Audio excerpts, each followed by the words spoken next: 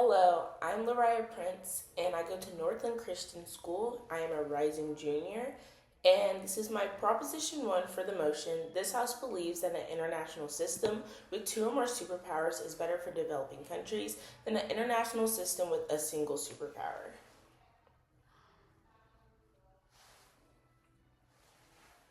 In 1991, the collapse of the Soviet Union triggered a severe economic crisis in Cuba.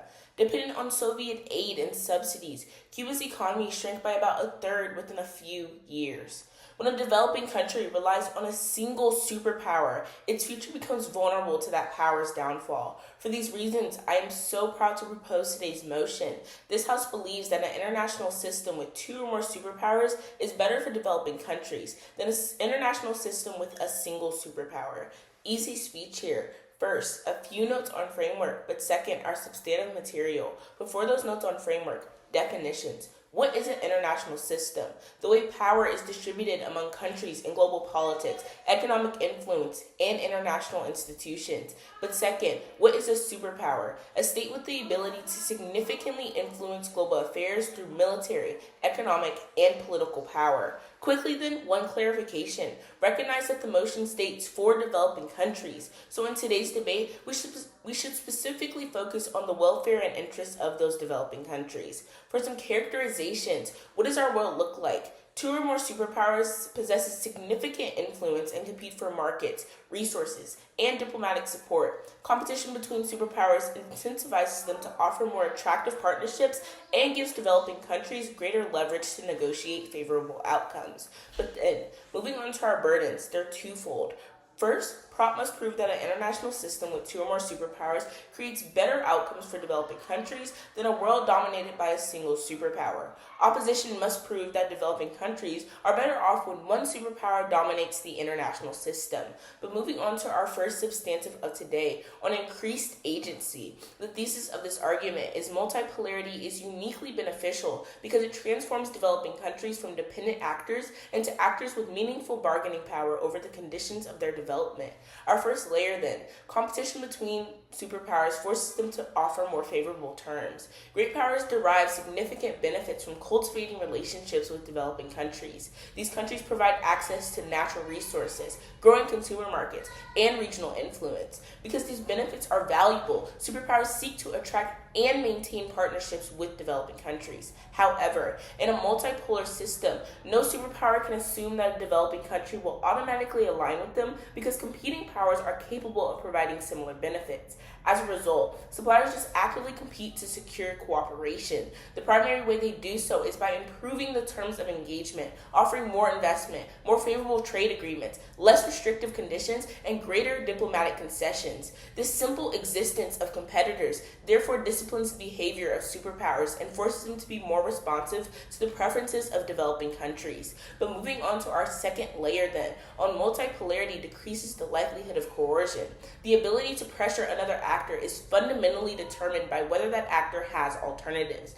In a unipolar system, the dominant faces few external constraints when interacting with developing countries because developing countries have limited alternative sources of investment, trade, and security. The superpower bears relatively little cost for advancing policies that disproportionately benefit itself.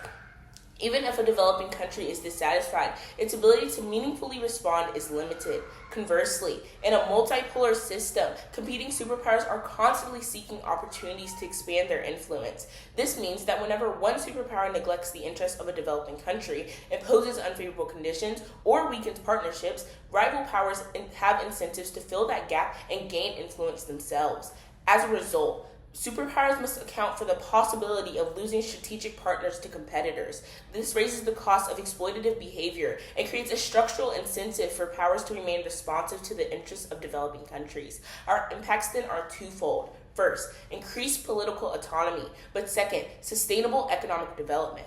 But moving on to our second substantive of today on decreased vulnerability, the thesis of this argument is developing countries achieve more stable development where they are not dependent on a single external factor for economic growth, security, and international support. First layer then, Multipolarity allows developing countries to diversify their external relationships. Developing countries frequently rely on external actors for things like investment, trade access, developing financing, technology transfers, and the list goes on. The more concentrated these relationships become, the more exposed developing countries are to decisions made out of their control. In a unipolar system, a dominant superpower occupies a disproportionately large role in providing benefits. Consequently, policy changes, economic downturns, strategic reprioritization, or shifts in leadership within that superpower can have significant downstream effects on a vulnerable country. Even when those countries have done nothing wrong, they remain highly vulnerable because they are dependent on a single source of support.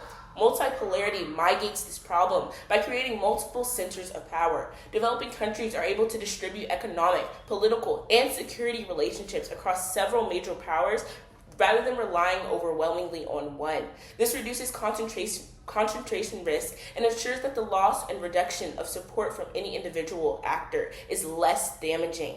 Moving on to our second layer, multipolarity prevents developing countries from being trapped by great power decisions. One of the largest structural disadvantages facing developing countries is that the major decisions affecting their future are often made by more powerful states. The more dependent a country is on a single superpower, the more development becomes tied to the strategic calculations of that power. In a unipolar system, developing countries have limited ability to insulate themselves from these situations, and the dominant power withdraws investment, shifts its foreign policy priorities, imposes conditions, or redirects resources somewhere else. Developing countries must absorb the consequences. By contrast, multipolarity distributes influence among several major powers. Because support is not concentrated in a single actor, developing countries are less likely to experience a severe disruption when any superpower changes its course. This creates more predictable and resilient environment for long-term development for these said developing countries.